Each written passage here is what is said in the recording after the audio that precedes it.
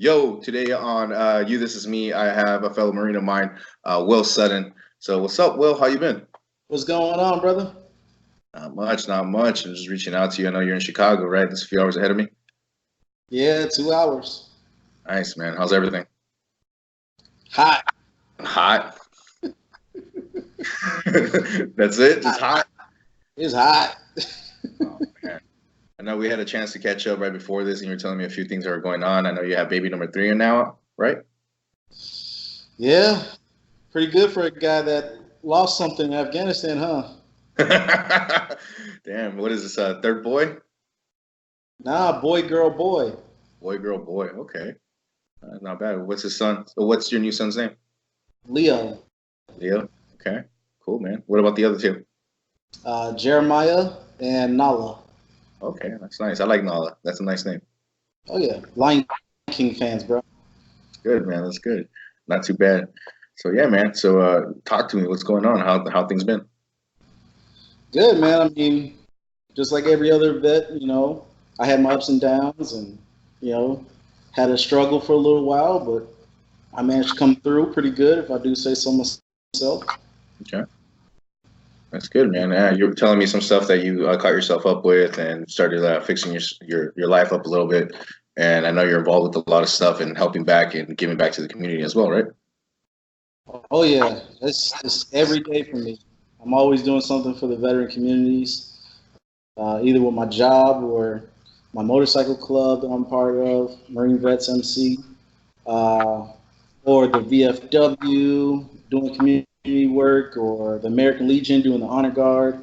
I'm always busy. That's good, man. That's good. It's all positive stuff too, man.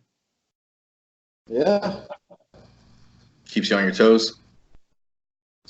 yeah. You would think I'd be skinny by now. Hey, man, if you need some help with that, I got you. Yeah, nah, I'm good. Hey, I man, hear it's dad good. bods in these days. Say again? I heard that dad bod is in these days. Hey, man, you believe what you want. As long as you're happy, honestly, man. If you're happy, you're healthy, and you're moving forward, and you're staying positive, you got a good mindset, you're good, bro. It doesn't matter. You know what I mean? Cool, bro. Cool. I'm glad to hear, man. I'm glad to hear. So, pre-military, talk to me. Where are you from originally? Chicago, Illinois. Yeah. What school did you go to? Whew. Which one? High school. Well, let's see. I graduated from Lincoln Challenge Academy, which is a military school Okay. that bad kids go to. Okay. How'd you end up there? I got kicked out of every other school. Man, Yeah, damn. it was pretty bad. So you graduated from there in what year? 2006. 2006. Yep. Is that the reason why you wanted to become a Marine or join the military? No, I joined the military one because it's like a family tradition. Pretty much every male in my family has actually been in the military. If you trace back my lineage, we've been in every major battle that I can see records for since World War One. Oh, wow. What Yeah, branches? they suck. They were in the Army, Air Force, and Navy. I'm the first Marine. Oh, okay. Why'd you break the trend? Well, I wanted to be different, and I always wanted to, challenge myself. And I heard that the Marines was the toughest, so I was like, well, gotta show up, everybody. Okay, okay. That makes sense. How did your family take it when you wanted to join the Marines? Oh, dude, they didn't know for like 2 years. They didn't what? They didn't know. Really? I was in the Marine Corps for 2 years before they found out. Oh, wow. That's crazy. Is that just something you kept from them or you Yeah. just didn't? Okay, not bad. So how did they take it after you told them? I don't know. Oh, they wanted me to join like the Air Force or something like everybody else Mhm. because they were so worried that, obviously after 9/11, everybody's going to combat and things like that. So they would rather me had stayed home and be semi-safe than to go overseas. But at the end of the day, they knew it was my decision. I wasn't going to back down. Well, that and I was kind of in a contract, so I couldn't back down. Gotcha. But they were supportive. Nice. Did you always know you wanted to be a Marine, or did you want to go be something else beforehand? Nah, actually, I'm not gonna lie, I wanted to be an Air Force pilot. Okay. Nice. I wanted to Why is fly. that? Nice. Why is that? They were just cool. I went to the Air and Water Show every year, and seeing them do all their stunts just really attracted me. Not bad. So why didn't you go that route? I'm afraid of heights. Explains. Oh, okay. That. Yeah. Okay. Cool. So after that, you just went, all right, screw it. I'm gonna go Marines. No, actually, I was going to join the Army. When I was in military school, I had Army instructors, and my main instructor was a tanker. So I was going to become a tanker to be like him because I thought he was a badass. Yet, couldn't do that either. Why is that? I'm claustrophobic.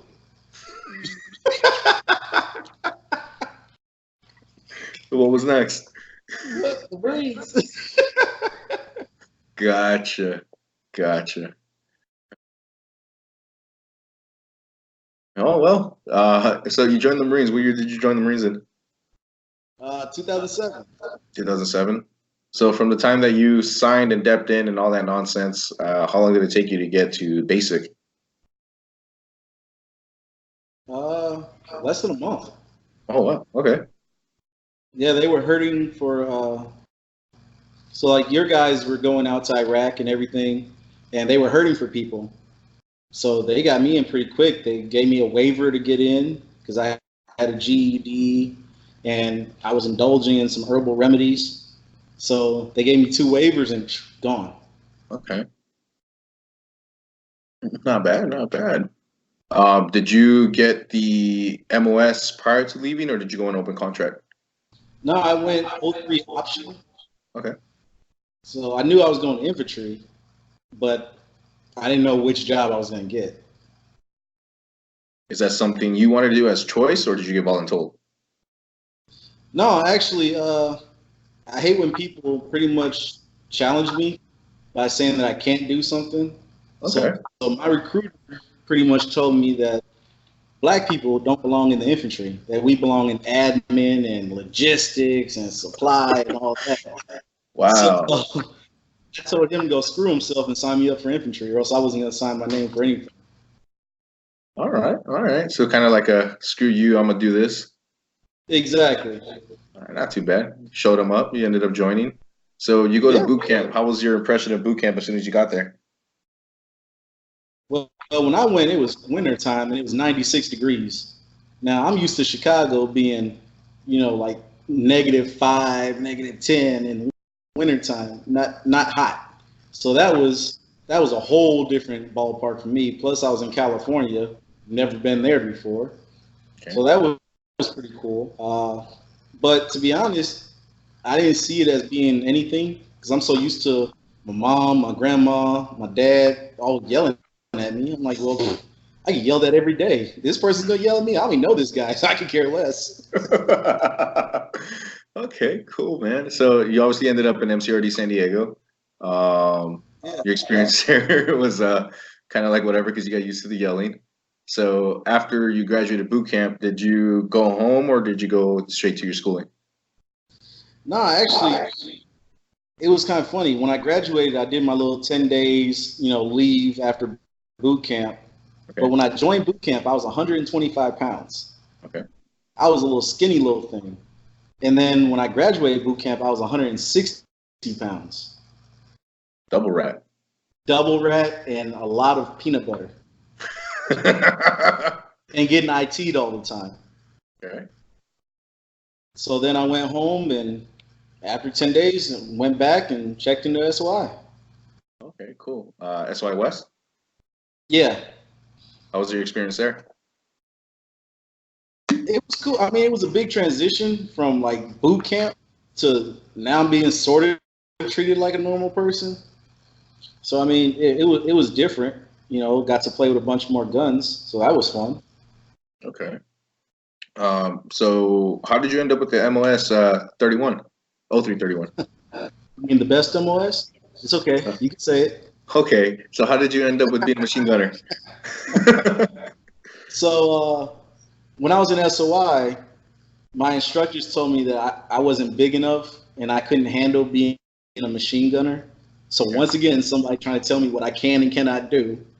So I told him to go fuck himself and went on. And I worked as hard as I could and worked out, gained another 20 pounds, and was able to keep up with the rest of them. Okay. Nice. What was your favorite gun? Oh, big baby, that 240. All right. All right. Cool. Cool. Cool. Why not the rest of them? They was heavy. Gotcha. Makes sense.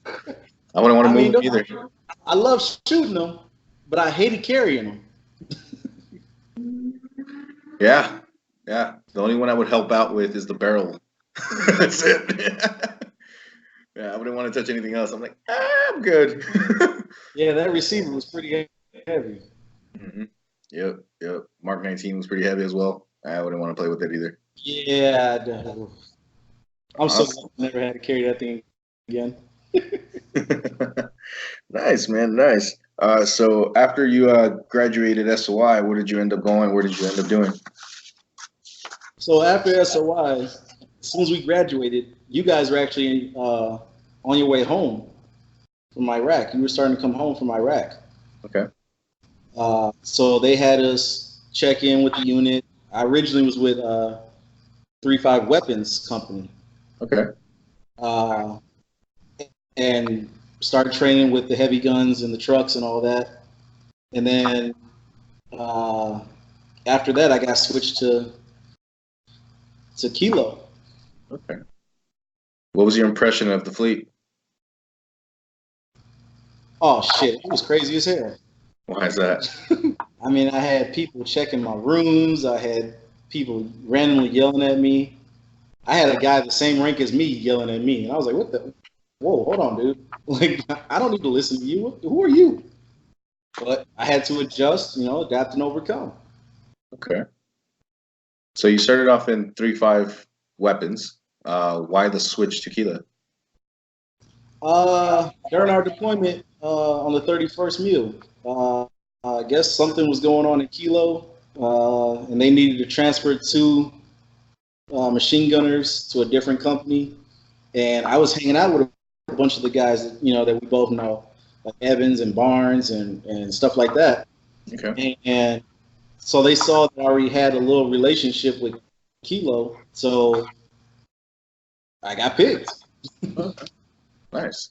After 3.5, did you go to any other units? Nope. So you stayed 3.5. I stayed 3.5. Nice, man. Nice. So with 3.5, where did you travel? Let's see, where did we go? The 31st Mule, we did what? Okinawa, Japan. We did Korea, Thailand, Philippines, Australia, and then Afghanistan. Okay. Nice, nice, nice. Which one was your favorite deployment? Australia. Nice. That's pretty fun. Nice, man. Nice. So you traveled to all these places. Which one was your worst spot? I would have to say Okinawa. Okinawa? Why is that? Because we had to do that PT. We had to do the PFT, and you run on one side of the building, it was nice and cold. Then you get to the other side of the barracks, and it's hot as can be. Yes. Hey, I hated that. Like, choose which one you want to be. I feel you. I hated the humidity. Yeah, it sucks. Yeah. It was horrible. Horrible. Garbage. Man, what is what it is? Did you do the Korea trip? I did Korea twice.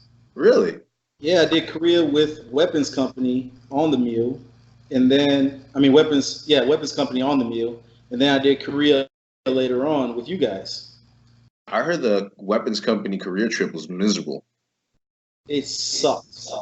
We were living in tents. Yeah, we had a pretty nice one when we went with Kilo. Oh yeah. And I still thought that was miserable. The only reason I got to go with Kilo is because I was a 7-ton ammo driver. I was the only one. Only reason why I got to go again. Okay, not too bad. Cool, man. What'd you think of Korea? The first time it sucked, Second but the time? second time, I mean, shit, we had Carlisle, man. You know, rest his soul. You know, Carlisle kept us motivated, and then we had the platoon brawls. I mean, it was a blast. I actually had fun the second time around. The first time sucked. Second time was awesome, Yeah, I still except for remember that. Carlisle making machine gunners run up and down that mountain every time one of you squad guys want to keep going. Yep, Yeah, we're tired, but he said his machine gunners got to be strong. yep. I remember Crotch taking guys up that hill constantly. Yeah, it sucked. And I had to run point while the Fevers called in artillery, Ooh, which is funny. My boss now was actually the FDC for that. really? Yeah, he was actually on the gun line firing for us in Korea, my boss right now. That's cool, man. That's cool. Do you guys talk about that day, or have talked about that day? Oh, yeah. Oh, yeah. Nice. What did he say? Did we They suck, or almost, were we good, or what? huh? Did he say that we sucked? Were we up to par? What? Oh, he wouldn't know. He was too busy getting yelled at. I mean, they artillery. They had one of their arty trucks go the wrong way, and they were heading towards North Korea. So that almost caused an international incident. So they were too busy trying to stay low key after that. Gotcha, gotcha. Damn, man. Small world. So I have a few questions I wanted to ask you. And the first question that I wanted to bring up was, were you ever involved in a situation where you had to employ any of the training you picked up with your MOS along the way? Yeah, yeah. Afghanistan for sure. Every single day we had to, firefights. But the best thing is that, we all worked so good together that if one of the machine gunners wasn't there or we didn't have enough machine gunners, then we were confident the fact that our cross training that we did, that we were able to teach you guys enough to be able to deploy that weapon system the same way as us.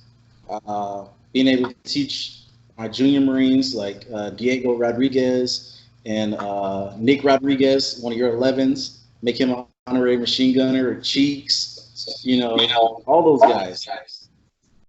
It's kind of cool. Then to get out and become a cop and have to adapt my tactics for like room clearing and stuff like that to fit what they wanted.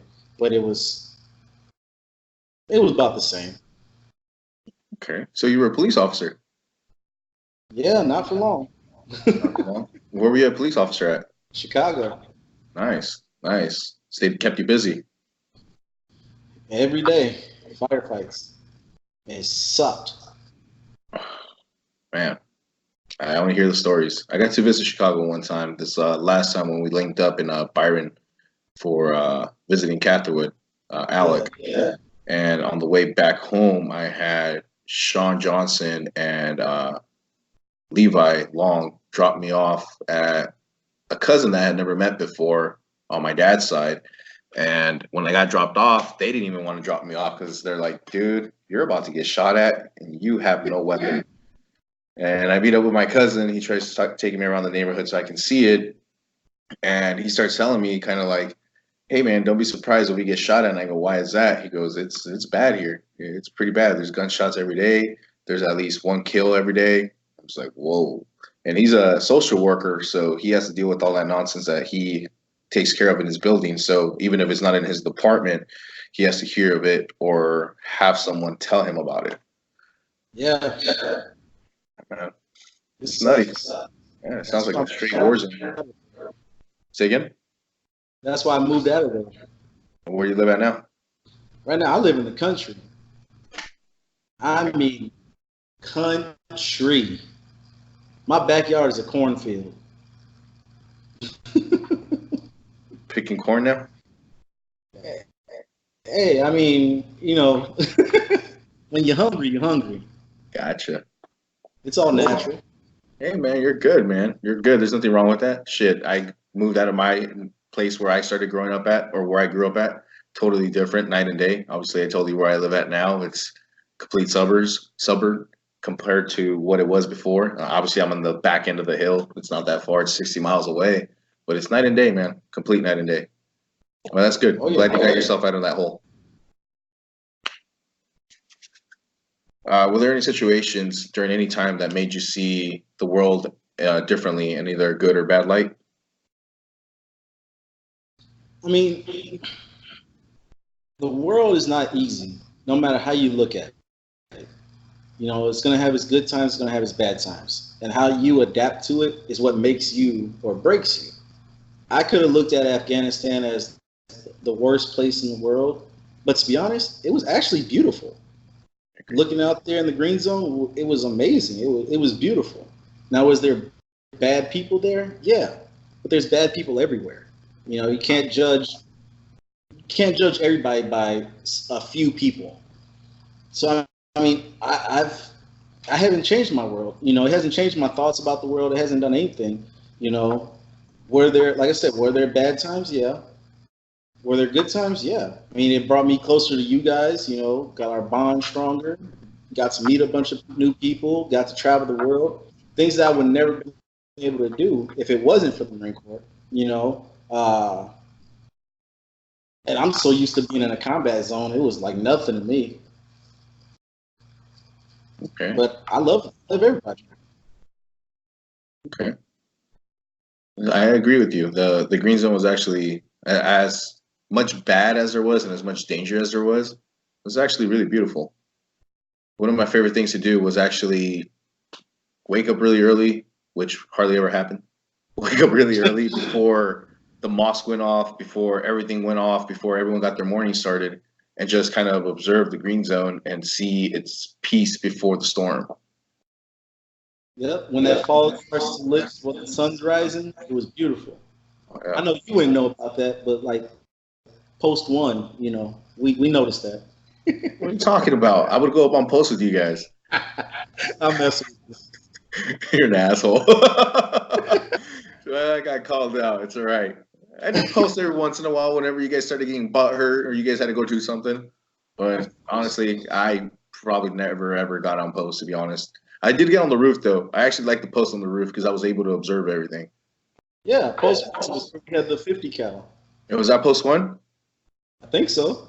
I I had don't. the I would always do the post that was to the left of the 50 cal. I think that was two. Maybe two. Okay, so it was maybe two. Went up there, I think maybe twice, and then the only reason why I remember is because Hanson Rob would be behind me facing the desert. It was either Mario Launder or Ayala, Aaron Ayala, which was to my right on the gun, and then I would take the spot right there. And because one, that's how we ended up getting Zoe, our dog, because I was always facing that way. And then when I realized that the old man needed help with his tarp, helped him out. And he's like, "Here, you want this?" And I'm just like, can we get a dog?" And I remember Diego constantly going, "Hey, they're trying to give us the dog. They're trying to give us the dog." And he went to the gate to go get the dog. I was just like, Jesus, we got the dog now. Well, I Yeah. mean, Diego did adopt that family that was attached to our PV. Yeah. I remember when Ayala got yelled at for picking up a 240 to shoot it. Yeah, I actually just watched that video. I actually showed my wife the footage of that day. And she was like, "Who is that?" And I go, "Oh, that's Aaron." Getting yelled at. Yeah. Yeah. Watching him try to get the 240 up on the sandbags and it keeps He's falling. too short. It's like you can see him trying to like prop up and like look over, and we're just like, "Dude, you're like 4'6". All he had to do was put the bipods down like everybody else. No, I think the bipods were down. That's the sad part. Damn, Ayala, you are short. Yeah. Yeah, you can actually see the footage. So if he doesn't believe it, we can hopefully later on like do a podcast with him, a segment with him, and we'll play it or beforehand so we can talk about it. He can see it. He probably has the footage because I know a lot of people have it. It's on YouTube. It really? I think, well, I know the day that I got messed up, the day before Thanksgiving, That was on YouTube. Yep. Really? Yeah. Oh wow. The whole 2 portion part of it? It was the part where Bailey started going crazy and yelling at everybody and telling us to run when I got hit. You can hear Ayala say that I got hit. Really? Yeah. I'll send you the link. Okay. Cool, man. Appreciate that. That way I can give it a shot. I know you just brought up something. I didn't know if you wanted to talk about it or not. Is that something you wanted to talk about the day you got hit? It doesn't bother me. Hey, man. Floor's yours. You can say whatever you want. Do you remember that day exactly? I don't remember too much of it, unfortunately. I have to go off, stories that I heard from everybody else. Uh, I do remember. I want to say you were out there with me. I think you were to the right of me. We had to go set up to, shake hands and just check the wire or something. And I think Pravasi was behind. Yeah, Pravasi was behind the 240 because I had the rifle. And then all hell broke loose out of nowhere because we went out there because Carlisle got hit. Carla and Pito Yeah, and then Benagua, he got as well. Yep. So we went out there to make sure that our AO was okay. And then I guess another platoon was pushing them towards us. And, well, once we got set up, all hell broke loose. Yeah. Yeah. Then I just started switching with Pravasi, and then I got lit up. That's the last thing you remember? It's fuzzy. That's the last thing you remember? Actually, no. The last thing I remember was me yelling at Launder not to take my picture. That's the last thing I remember. Okay. And then, then it goes fuzzy. And then I wake up in the hospital. Green was there. I think Rojas was there. And somebody else. I can't remember. I remember waking up to Carlisle throwing a box of pizza at my face. He told me I had to eat. He threw it at me, and then, that's when him and I got really close. I mean, we had traveled from Afghan all the way back to the States together. I watched him moon the flight nurses all the time. He got mad because I got a backrest on my cot while he had to lay flat down. Oh, it was awesome. That man was pissed when you strapped him down. Yeah, well, he had no choice but to lay in a certain position. Yeah, he was pissed. Yeah, it's kind of shitty situation. Yeah, and then I got to the States, and me and Chili were in Wounded Warrior together. Okay. Marcus and Chili. Yeah, Marcus. Yeah, it was awesome. How was it? Things afterwards? I had to go through a lot of physical therapy. I don't know if you can edit this out. I don't know. But I can officially say, unlike everybody else that had to go to the WAG shack, I got to bust a nut in Afghanistan. I'm actually glad you shared that. And I am not cutting it out. Yeah, I mean, I woke up, my arm was all open, and I had tubes and everything out of me. Freaking, I had gauze. I mean, it was crazy. I had to do physical therapy for about 6 months, and then continued with physical therapy. I had a bunch of surgeries just so I could use my arm again, but I mean, it was a struggle. But luckily, I had strong support. Good, man. That's good. Plus, I made my determination to be there at the parade deck when you guys came home. I think I remember seeing you there. I was there. I was in charge of the guys that came back on medical. Damn, man. Yeah, that just took me back. I remember that day.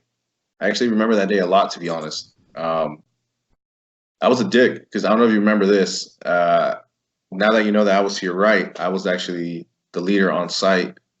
And when you got hit, I was screaming at you to low crawl and move towards me.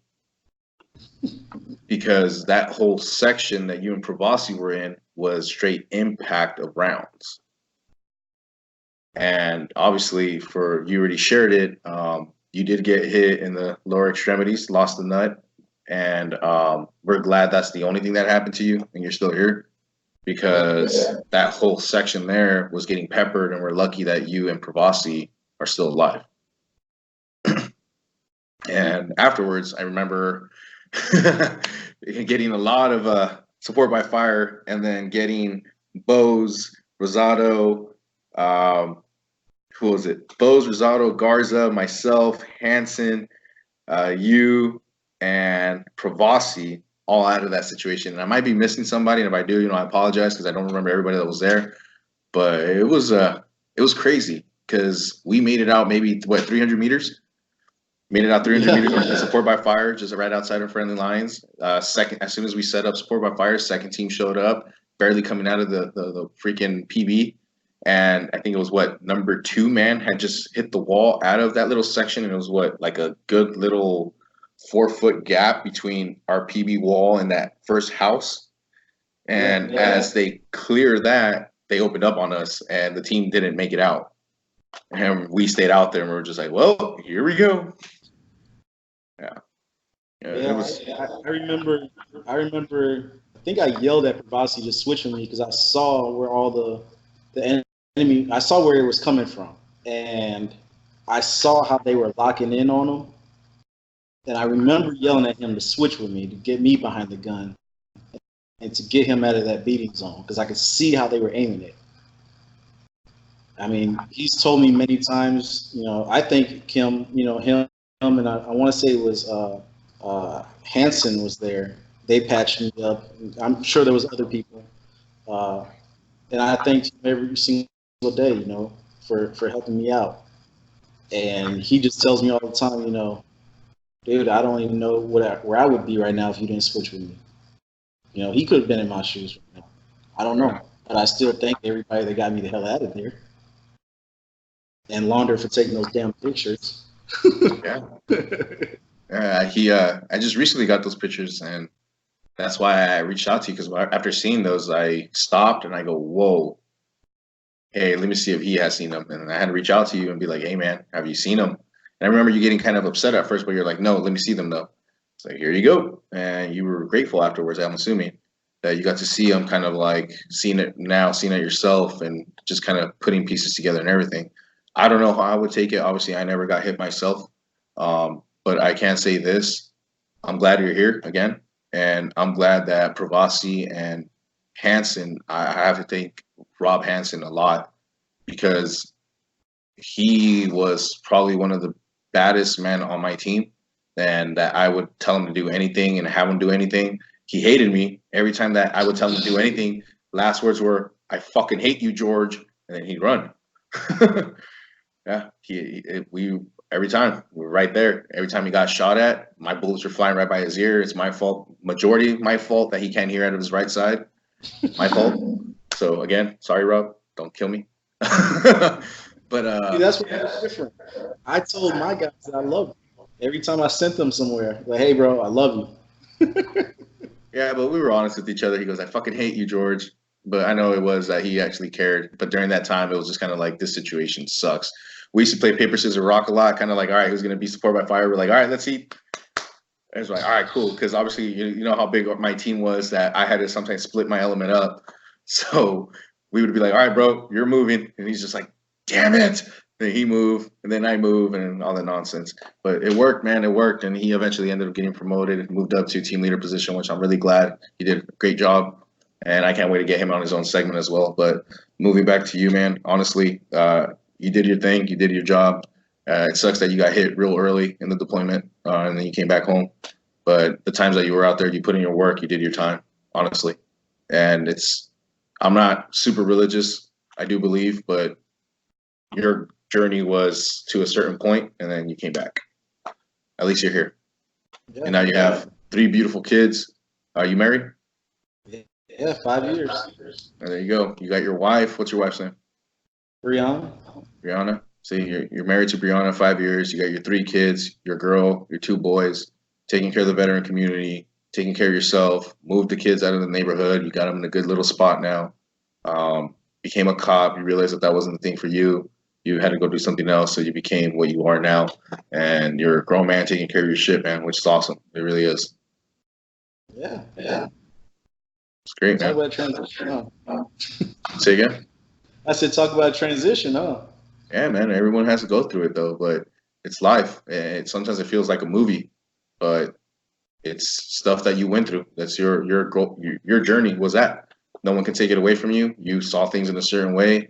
You saw things in a certain light, and that's the reason why I wanted to make this podcast so I can hear what my guys experienced, so I can put myself in their shoes. Because obviously, yes, I was there with you guys, but I didn't experience exactly what you experienced.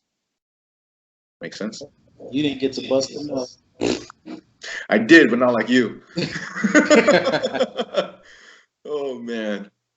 I forgot who it was, but we're getting a little too personal now. But I forgot who it was that they would go beat off before every mission, and it was their trend. No. It was somebody else too, because they kept doing it after you left. Because they were like, "How much time do I got?" And I'm gonna go, "What do you mean?" They're going, "How much time do I got?" And I'll be like, "You got a few minutes. Why?" I'll be right back. Whoop! And then they come back and like, "All right, let's go." And if we weren't leaving yet, they'd go and do it again. And I'm just like, dude, I swear. I would love to know who it is. That shit was crazy. Yeah. That sounds like something Fraley would do. Say again? That sounds like something Fraley would do. I think I only went on like 2 missions with Fraley, to be honest. I had my certain machine gunners I'd go out with. I love going out with the Diego, with the Rodriguez's. I love going out with Nick and Diego, especially Nick. Like, I have a lot of stories with Nick, so his segment's gonna be awesome. Honestly, if he decides to ever do one with me, North Cal, freaking born and raised. I think he's born and raised in North Cal. He reminds me of freaking what's his name, Keanu Reeves. That little kind of like swag accent. Yeah, so you know exactly what I'm talking about. And every time he's just like, at the time, Corporal, they're over here, dude. Ah, man, it was an awesome dude, man. It was awesome. And then obviously he was an 11 originally, became a machine gunner. You guys would call him fake Rod. There was real Rod Diego, fake Rod Nick. Yep. But hey, man, they put in work, and they were the Basham brothers. They really were. Oh yeah. Yeah, they put in work, man. So, is there anything else you would like to share? Nah, man. I mean, like I was saying, you know, my transition from, you know, my life before the military to now, you know, I went from I look at myself as a success story, leaving the hood and all that, to what I do now. I'm a veteran service officer, so I help vets get their benefits, to battle the VA, to tell their story. You know, it's what I do, and you know, I take pride in it. If anybody ever needs my help, you know, I'm always there. Just hit me up with the Veterans Assistance Commission of Kendall County here in Illinois. I'll help you. I don't care what state you're in. I'll help you. It doesn't matter to me whatsoever. You're my brother. You're my sister. I don't care what branch you're in or whatever. Obviously, I love my Marines, but I still love all my vets, period. And I'll help them out, no matter who they are, where they come from, or what they've experienced. Awesome, man. If you don't mind, I'll get your information after this, or good contact that way. If you don't mind, I can put your information in the comments section underneath. That way, if anyone wants to reach out to you and have any questions, they can reach out to you to whatever best email or source that you have. That way they can ask away and you can get them on the right track. Definitely. Awesome, man. Sounds good. So, talk to me, man. What's next? Well, I plan on continuing doing what I'm doing, you know, serving the veteran community. I'm actually myself an Army veteran. He was an engineer in the Army. Became really good friends, Jeremy Weatherly.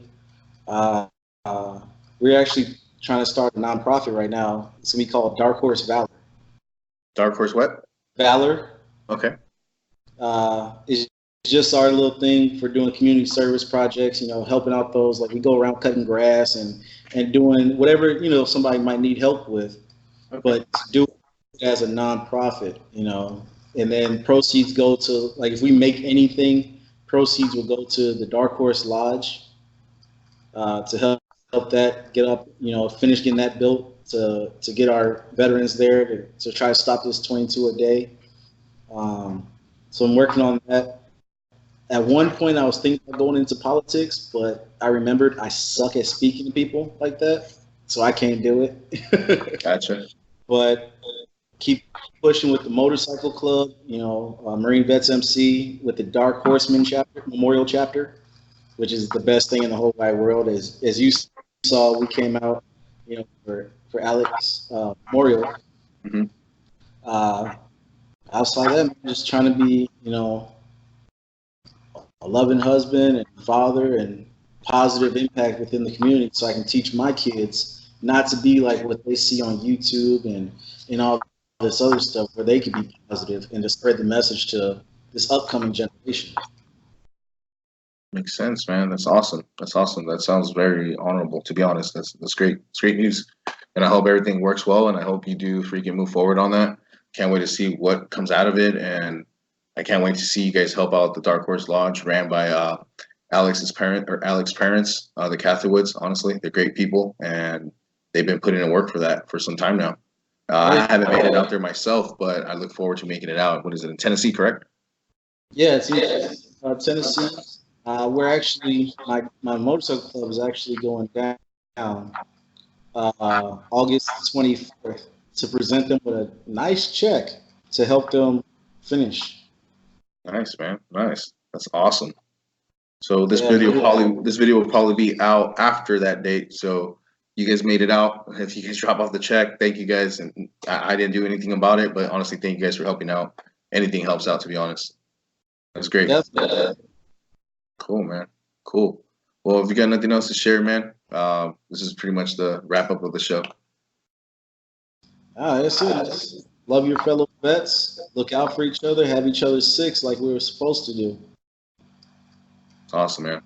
Just like every time, like you just said, we'll look out for each other's six. I'm always here for you, just like you've always been there for me. Here for anybody else that needs to help. And like I said, you're doing great things. You're still helping out the community, and you're not letting someone fall down. You pick them up and show them that there is a different light. So that's awesome, man. That's very, very awesome. So with that, man, to everybody, thank you for watching. Is that your wife? Yeah, that's my wife. Bring her out, man. Brady, come here. Come here. Just wave. She's shy. No worries, man. So to everybody, or to you first of all, thank you for sharing. Thank you for telling me everything that you told me. Obviously, you told me your story. It's something that I've been wanting to hear for a while. I'm not going to lie to you. Everything you've been doing is awesome, and I look forward to seeing what comes out of you as well, man. I can't wait to see what's next for you and what kind of great man you become later on, because you're, what, 30-something right now? Oh, 30. I just turned 30. Oh, okay. Sorry, youngster. So you're 30. I can't wait to see what you do in the next 5 years, to see what happens when you turn 35. So we'll see what happens with that, and hopefully by then, I hope you stop having kids, or are you gonna keep going? Oh no, I'm done. All right, there you go. Cool. So I hope you're done having kids and you move forward, and by that time your kids are freaking a little bit older and they're doing their own thing, and then now they're pushing you around, hopefully playing sports, getting you active, moving all that nonsense stuff and stuff like that. But for everybody, honestly, thank you guys for watching. Thank you guys for listening to William Sutton's story. And don't forget to like the video. Don't forget to subscribe. For my subscribers, again, thank you very much for helping me out. Thank you for waiting for me to put up these videos and listen in. So to everybody, take care, stay safe, and obviously, again, thank you, Will. And to everybody, we out.